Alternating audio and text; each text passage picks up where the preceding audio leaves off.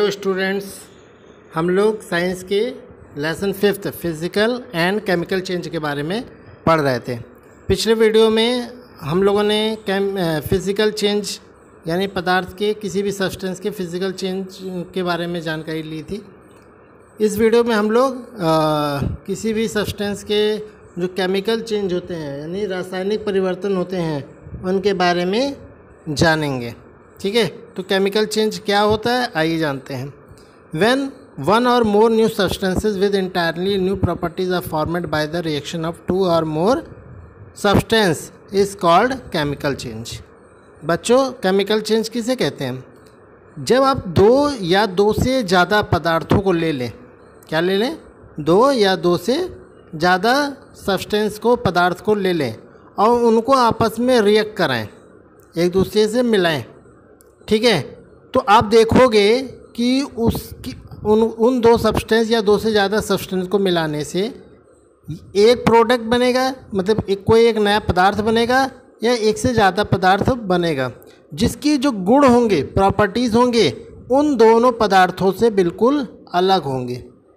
ठीक है, बिल्कुल न्यू प्रॉपर्टीज़ होंगे। तो इस तरह से दो या दो से ज़्यादा सब्सटेंस को आपस में रिएक्शन करा के, क्रिया करा के, उससे पूरी तरह से विपरीत गुण वाले पदार्थ को बनाना, फॉर्म करना, ये जो प्रोसेस होता है उसे क्या कहा जाता है? केमिकल चेंज कहा जाता है। अब यहाँ पे आप देख सकते हो इक्वेशन दिया है। इस इक्वेशन में बताया गया है कि कोई दो सब्सटेंस है, रिएक्टेंट 1 और रिएक्टेंट 2। ठीक है, इनमें आपस में रिएक्शन कराया गया यानी केमिकल चेंज कराया गया, तो इससे क्या बना?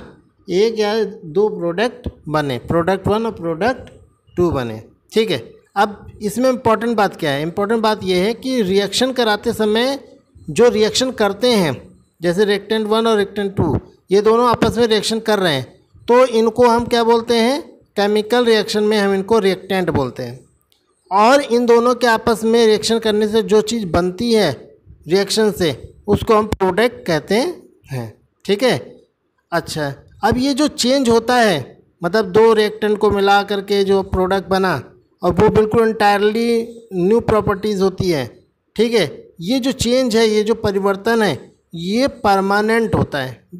क्या होता है? परमानेंट, यानी स्थायी होता है। और इरिवर्सिबल होता है, यानी वापस वो अपरिवर्तित होता है, यानी परिवर्तित नहीं हो सकता। जबकि फिजिकल चेंज में हम लोगों ने देखा था कि कोई चीज़, जैसे गुब्बारा पिचकाते हैं तो वो दोबारा अपने आप, रबड़ को पिचकाते हैं तो वो अपने आप पुराने शेप में आ जाता है। ठीक है, लेकिन इसमें ऐसा नहीं होता। इस बार इसमें जो पूरी तरह से इंटायरली न्यू प्रोडक्ट बनेगा वो पूरी तरह से इरिवर्सिबल होगा, यानी पूरा दोबारा उस कंडीशन में नहीं जा सककर बन सकता है। जो बन गया वो बन गया। ठीक है, दूसरा क्या होता है? वो स्थायी होता है।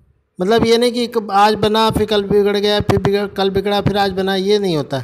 एक बार बन गया तो स्थायी हो गया, परमानेंट चेंज हो गया, और इरिवर्सिबल हो गया, यानी दोबारा वो उन प्रोडक्ट में नहीं, मतलब उन रिएक्टेंट में नहीं कन्वर्ट होगा जिनसे वो बना है। ठीक है, तो इस तरह से ये जो चेंज है, इसके बारे में हमने जाना कि केमिकल चेंज क्या होता है। जब दो या दो से ज़्यादा सब्सटेंस को रिएक्ट कराते हैं तो बिल्कुल न्यू प्रॉपर्टीज़ की दो या दो से ज़्यादा सब्सटेंस बनता है, और इस प्रोसेस को हम लोग केमिकल चेंज कहते हैं। इस केमिकल रिएक्शन में जो सब्सटेंस भाग लेते हैं उनको रिएक्टेंट कहते हैं। ठीक है, और इन दोनों के केमिकल रिएक्टेंट के केमिकल रिएक्शन से जो सब्सटेंस बनता है, पदार्थ बनता है, उसे प्रोडक्ट कहते हैं। और जो ये केमिकल चेंज का प्रोसेस होता है वो कैसा प्रोसेस होता है? वो परमानेंट और इरिवर्सिबल होता है। ठीक है बच्चों, अब ये जो बातें हमने पढ़ी हैं, आइए जानते हैं इनको एग्जाम्पल के माध्यम से कि जो केमिकल रिएक्शन है उसमें कौन जो होता है वो जो है आपका रिएक्टेंट्स होता है, कौन प्रोडक्ट होता है, और साथ में कि जो प्रोडक्ट बना वो इरिवर्सिबल या परमानेंट है कि नहीं है। ठीक है, इन सब के बारे में देखते हैं एग्जाम्पल के माध्यम से।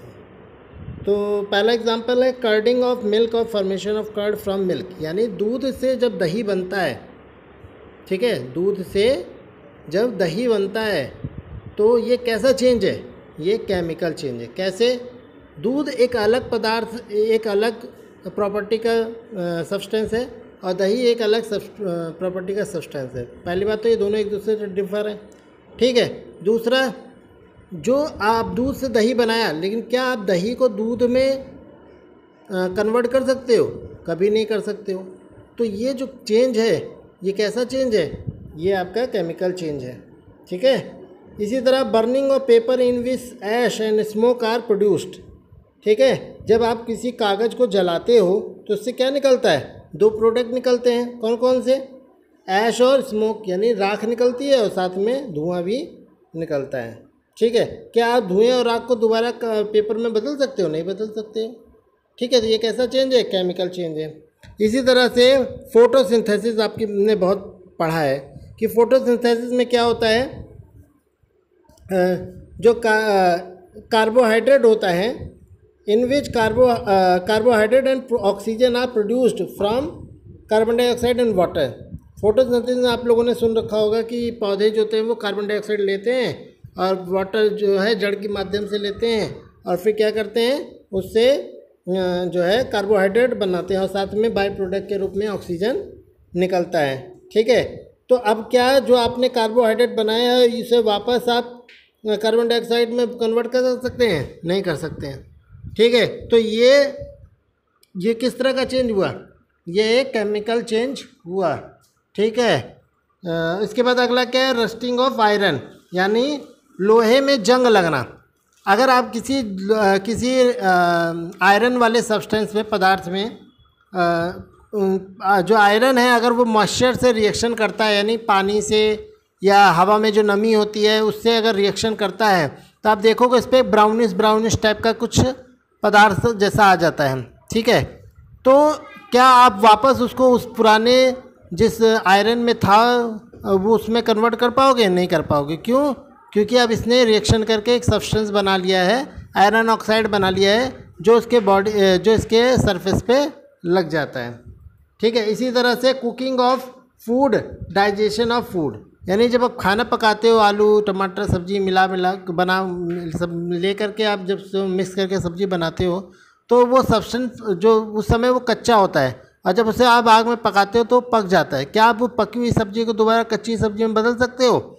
नहीं बदल सकते हो, ठीक है। और साथ में उस सब्जी के जो प्रॉपर्टी होंगी वो कच्ची सब्जी के प्रॉपर्टी से डिफ़र होंगी, ठीक है। तो ये परमानेंट और साथ में इरिवर्सिबल चेंज है। इसी तरह हम जो भी खाते हैं उसका डाइजेशन होता है और डाइजेशन होने के बाद एनर्जी और वेस्ट प्रोडक्ट बनते हैं, ठीक है। तो वो वेस्ट प्रोडक्ट को क्या वापस उस फूड में कन्वर्ट कर सकते हो जिससे वो डाइजेस्ट हुआ है? नहीं। तो उत्तर में मिलेगा नहीं जवाब। तो इसका मतलब ये जो कर्डिंग ऑफ मिल्क है, बर्निंग ऑफ पेपर, फोटोसिंथेसिस का प्रोसेस है, आयरन का रस्टिंग है, फूड की डाइजेशन है, कुकिंग है, ये सब कैसे चेंजेस हैं? ये सब केमिकल चेंजेस हैं, ठीक है बच्चों। चलिए ठीक है, अब अगला पैराग्राफ देखते हैं। बच्चों आप यहाँ एक रिएक्शन देख रहे हो, विनेगर को बेकिंग सोडा से मिक्स किया गया तो क्या बना? सोडियम एसीटेट, कार्बन डाइऑक्साइड और वाटर बना है, ठीक है। देख रहे हो आप, ये जो एक तस्वीर है इसमें विनेगर है और इसमें आप बेकिंग सोडा मिला रहे हो, ठीक है। और इससे क्या बन रहा है? सोडियम एसीटेट और साथ में कार्बन डाइऑक्साइड और वाटर के बबल्स बन रहे हैं और वाटर बना है, ठीक है। तो ये आप देख रहे हो, विनेगर एक सब्सटेंस है, बेकिंग सोडा एक सब्सटेंस है और ये दोनों आपस में रिएक्शन कर रहे हैं तो ये दोनों क्या हुए? रिएक्टेंट हुए। और इनके रिएक्शन से क्या बन रहा है? सोडियम एसीटेट बन रहा है, कार्बन डाइऑक्साइड बन रहा है और वाटर बन रहा है। ये तीनों क्या हुए? प्रोडक्ट हुआ, ठीक है। और आप क्या जो सोडियम एसीटेट बना, क्या आप उसे वापस विनेगर में बदल सकते हो? बेकिंग सोडा में नहीं बदल सकते हो।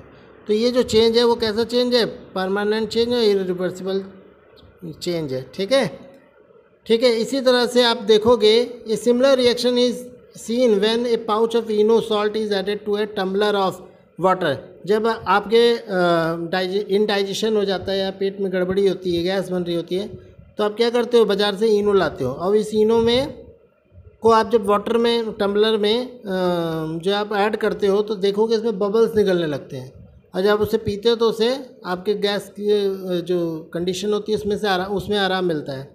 तो आपने जब उसमें से बबल्स बनने लगा तो उसमें एक नया सब्सटेंस बन गया। क्या आप उस सब्सटेंस को दोबारा उस पाउच में और साथ में उसमें जिन सब चीज़ों से वो बना बदल सकते हो? उत्तर में जवाब मिलेगा नहीं।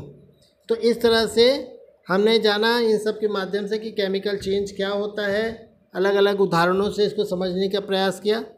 ठीक है, तो इस तरह से ये टॉपिक आज हमारा ख़त्म होता है। आप घर पे इसे पढ़िएगा और फिर नेक्स्ट वीडियो में हम लोग केमिकल रिएक्शन के कैरेक्टरिस्टिक गुणों के बारे में चर्चा करेंगे। ठीक है, धन्यवाद।